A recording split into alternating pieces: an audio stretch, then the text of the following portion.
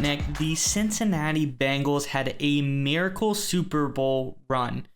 There was tons of moments throughout that entire season, and stars emerged. Jamar Chase came out early and often, and from the preseason that year of them saying he couldn't see the football and couldn't catch the football, obviously that wasn't very true, and he was an incredible player. T. Higgins really shined, Joe Mixon. But there's one guy that we want to point out that could help out this year now that everybody knows who the stars on this Bengals offense are, and that is Tyler Boyd, veteran receiver for the Bengals. But before we get too far into this story, the Bengals just a few minutes from glory, 2 minutes from glory, couldn't quite make it, but it was still an excellent run. We want to know, leave us a comment in the comment section. What was your favorite moment from that miraculous playoff run? Leave us a comment down below and tell us what was the most memorable thing that happened for Bengals fans in that playoff run. But Nick, you have the story on Tyler Boyd and how he might be emerging as a sneaky threat this season. Yeah, so the Ringer came with a good piece outlining some players who they think will shape the NFL season that a lot of people aren't talking about. One of the names that kept coming up was Tyler Boyd, to your point.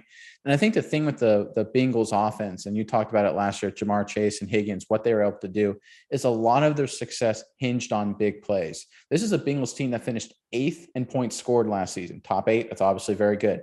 They were about average in terms of aggregate statistics, right? What I got here, they're 13th in yards, 13th in total yards, 18th in first downs, 16th on third down. Average. That doesn't seem like an explosive offense making a run to the Super Bowl. But then you look at their big play production. They were second in the NFL in 40-plus yard plays. They were tied for 4th in 20-plus yard plays. Joe Burrow led the NFL in yards per passing attempt.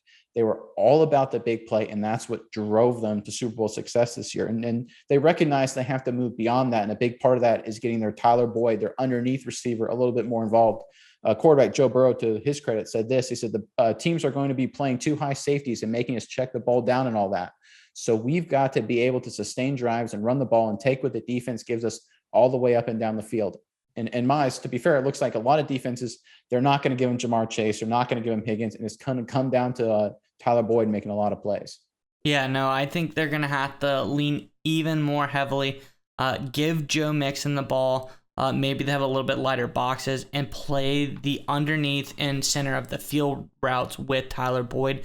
That's going to be the key to this season because you already know the secret is out. After this rookie year, people might have second guessed Chase a little bit. No one is doing that now. He's going to be treated as a top 5 receiving threat like he is in this NFL. And he is too dangerous to leave unchecked.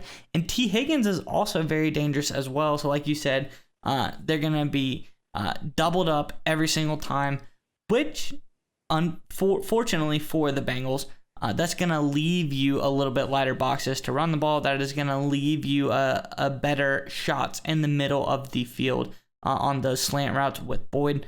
So I think, to their credit, there's a lot of options for Burrow, who has all the arm talent in the world to make any of these timing throws or any of these tight windows that he needs to make.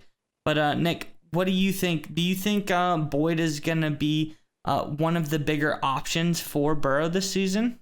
Well, he has to be. Obviously, CJ Uzomah is gone. They replaced him with Hayden Hurst, who you and I both like, but I think there's going to be some growing pains there to get Hurst brought up to speed. But it's still going to rely heavily on Boyd because you look at a lot of what the Bengals did last year defensively against the Kansas City Chiefs in the AFC Championship game, shutting down Tyreek Hill by playing that drop 8, that deep coverage shell look. That's what they're going to face day in and day out, week in and week out, all 2022 and probably beyond, as long as Jamar Chase is on his football team. That's going to rely a lot on Burrow, working the slots, and that's why Tyler Boyd's going to have to be a big guy. Now, granted, Boyd's going to get favorable matchups. Obviously, teams, even if they're playing a too deep look, they're not going to put third-rate corners on Jamar Chase. They're not going to put third-rate corners on Higgins because they'll still get smoked. So that's going to give Boyd a lot of favorable matchups, either in soft zones where he's going to have a lot of room to work or opportunities to beat, second team, third team corners coming out of the slot. So I think Boyd certainly has the potential, and he had quality production for the Bengals. He put up some good stats last year. So I think Boyd certainly has the ability, and I really think he could have a big year. I think it's actually going to depend a lot on Joe Burrow. Is he can have the patience to work this offense? So let's not forget his success at LSU and also last year was so reliant on big plays and explosive plays. Can he actually keep that composure and keep that calm demeanor and dink and dunk down the field? Pat Mahomes struggled with that, right? A lot of great quarterbacks do. So it's going to rely a lot on, just as much as it's going to rely on Tyler Boyd having a big year, it's going to rely on Joe Burrow having the patience to allow Tyler Boyd to have a big year. All right, Nick, it's time to get your internet privacy back today on every device you own in any country you want. Don't let anyone but you control your internet. NordVPN keeps you safe from prying eyes wherever you go online with their military-grade encryption. Is your favorite Netflix or streaming content blocked in the US? You can simply connect to one of the many countries available with NordVPN and get the access you need. That's right, Maya. So right now, get our exclusive NordVPN deal here at nordvpn.com/SMI. It's risk-free now with NordVPN's 30-day money-back guarantee. Again, get that exclusive deal, nordvpn.com/SMI.